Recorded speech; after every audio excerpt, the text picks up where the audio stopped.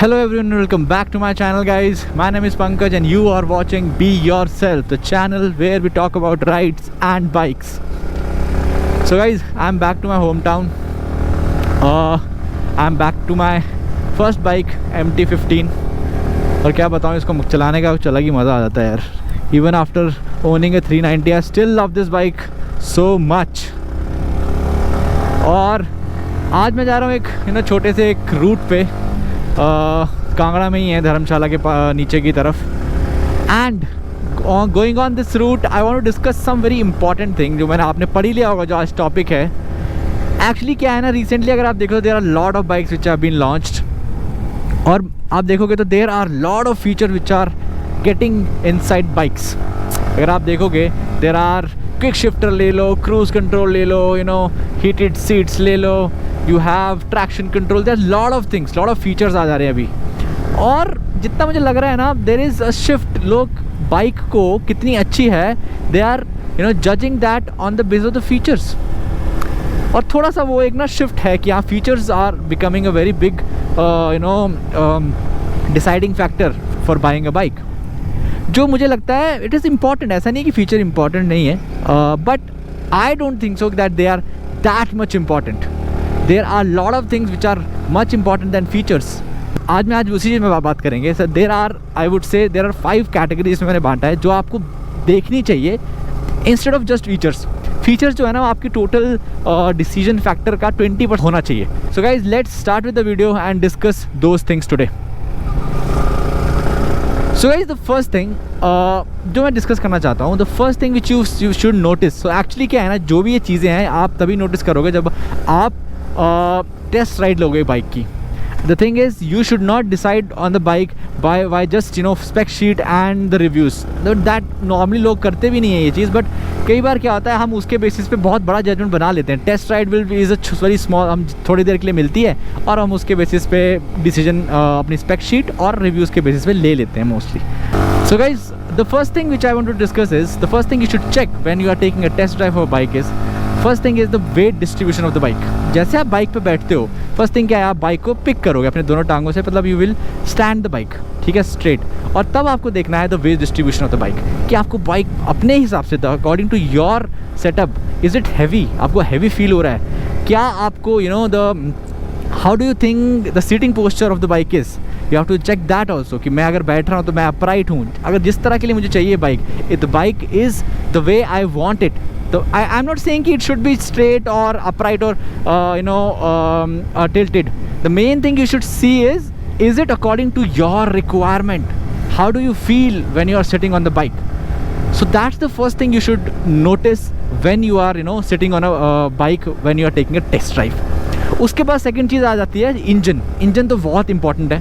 तो engine is the main thing and you have to check the engine. Like जब आप test drive bike चलाना start करते हो, देन यू शुड चेक कि इंजन कैसा है, how smooth is engine. But आपको वो चीज़ चेक करनी है कि वो स्मूथनेस होगी बाइक में, और क्या उसकी पावर डिलीवरी कैसी है, इज़ इट लीनियर और इज़ इट लाइक बहुत एग्रेसिव है. और वो डिपेंड करता है, अब आपको जैसे चाहिए आप वो चेक करो.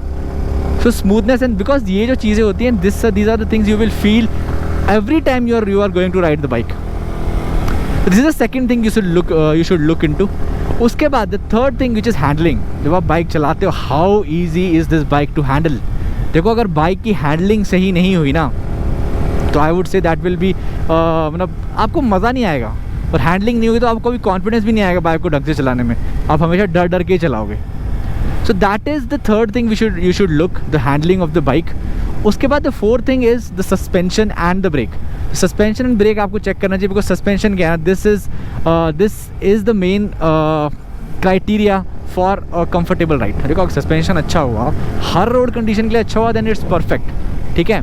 बट अगर वो ऐसा है कि हार्ड है, वो सिर्फ मेन रोड पे चल रहा है, और आज आपको पता है इंडियन रोड्स कैसे हैं, सो आपको सस्पेंशन चेक करना चाहिए कि आपकी लाइकिंग के हिसाब से सही है कि नहीं है. नहीं तो आप गलत सस्पेंशन बाइक उठा लोगे और मतलब आप फीचर्स के चक्कर में ज़्यादा चले जाओगे और ये सब चीज़ें नहीं देखोगे, तो then it will be a big problem for you afterwards. और ब्रेक्स तो आपको चेक करना ही है, right, with how good the brakes are. उसके बाद the last thing which I want to say is the fifth thing which you should check, that is the quality and the brand image. Quality and brand image बहुत important है, because and service network कितना है bike का. Because think about it ना, आप bike use कर रहे हो एंड कई बार क्या होता है बाइक्स में कई बार प्रॉब्लम्स आ जाती हैं, या फिर आपको बार बार सर्विस कराने जाना है, एंड पार्ट्स कितने इजीली अवेलेबल हैं, वो सब आपको चेक करना चाहिए बाइक लेने से पहले. Because otherwise maintaining a bike will become a very big problem for you. और अगर बार बार उसमें प्रॉब्लम ही आ रही है, अगर बाइक का रिलायबिलिटी ही नहीं है, बार बार उसमें प्रॉब्लम्स आ रही हैं, तो उस बाइक का क्या फ़ायदा यार. आपके सरदर्द बन जाएगी. आप राइड एंजॉय करने से पहले ये सोचोगे कि भाई अरे ये कहाँ ख़राब हो जाएगी, पहले मैं उसका इंतज़ाम कर लूँ. So these are the 5 thing which I think you should consider before features. जो फीचर्स जो है वो 20% आपका होना चाहिए. These things should be the 80% criteria to check if the bike is fit for you और नॉट. और मेनली क्या होता है ना, मैं ये इसलिए बोल रहा हूँ क्योंकि 90% लोग जो स्टॉक बाइक है ना वो वही यूज़ करेंगे, और जो प्रोफेशनल होते हैं या फिर जो ज़्यादा इंथुजियास्ट होते हैं, those people what they do is, वो लोग तो चेंज करवा लेंगे, तब वो बाइक को अपने हिसाब से कस्टमाइज़ कराएंगे ही कराएंगे. They will not just use the stock bike, but 90% people will use just the stock bike. और जब आप स्टॉक बाइक यूज़ कर रहे हो तो जैसी वो आई है यू हैव टू चेक.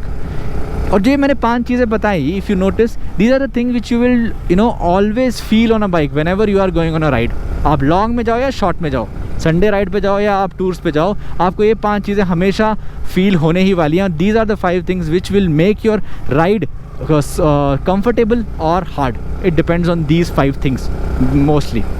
इसके साथ साथ गाइज मैं एक चीज़ और बोलूँगा, मतलब सीट हाइट वगैरह भी एक फैक्टर होता है, but that's not that important. ठीक है, वो आप छोटे हो तो भी आप बड़ी बाइक में चला सकते हो easily.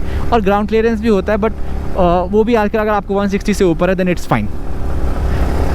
But it also depends upon the way you are going to use the bike. So that's a different thing. वो उसके लिए इसलिए मैंने 5 मेन फैक्टर्स में नहीं डाला है उसको, but these 5 things you should also always consider. उसके बाद अगर फीचर्स की बात करें, मेरे को लगता है देखो ड्यूल चैनल ABS हो जाए और एक स्लीपर क्लच हो जाए, अगर ये 2 चीज़ें हैं तो आई थिंक मेरे हिसाब से, this is just my view, हाँ सबका अलग हो सकता है, किसी को ट्रैक्शन कंट्रोल भी पसंद हो सकता है, किसी को switchable ABS and these things they is also the main thing which they want. But मेरे हिसाब से अगर ड्यूल चैनल ABS है और साथ में एक स्लीपर क्लच है, दिस इज़ इनफ फीचर. ठीक है, बाकी आपके स्किल के ऊपर डिपेंड करता है. ठीक है, और बेसिकली अगर देखा जाए बाकी जो ट्रैक्शन कंट्रोल ये सब चीज़ें जो होती है, दीज आर ऐसा नहीं है कि वो इंपॉर्टेंट नहीं है, बट मोस्टली कहाँ से आई हैं ये चीज़ें, रेसिंग वर्ल्ड से. ठीक है, जहाँ पे people are using the bike at their limits, और फिर वहाँ पे they are leaning too much and they need this kind of features. उसके बाद क्विक शिफ्टर की बात की जाए तो क्विक शिफ्टर भी वही चीज़ है ना यार, आपको मिली सेकेंड्स का डिफरेंस पड़ रहा है आपको स्पीड में जीतने में, then at that time these things make more difference than just normal riding और touring. They are good to have. I'm not saying they're bad.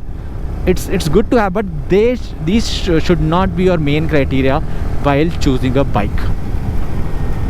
So guys, this is what I want to share today. Like, this is my view. Let me know in the comment section what do you think about this, and if you have any other criteria like which we should add, the people should add in while choosing a bike. Please let me know in the comment section. We all will learn. We all will learn from this video and your comments. So guys, this is for today. I hope you like the video. Please hit the like button if you like the video, and please subscribe to my channel for this kind of content. So guys, see you in the next vlog. Till then, bye bye.